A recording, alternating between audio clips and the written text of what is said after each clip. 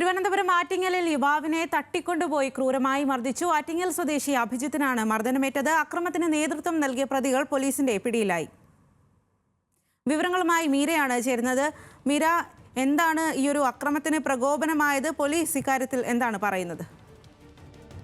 കഴിഞ്ഞ ദിവസമായിരുന്നു ഇത്തരത്തിൽ ഈ ആറ്റിങ്ങൽ പ്രദേശത്തുള്ള അഭിജിത്ത് എന്ന യുവാവിനെ ഒരു സംഘം ആൾക്കാർ കൂട്ടിച്ചേർന്ന് കൊണ്ടുപോയി മർദ്ദിച്ചത്.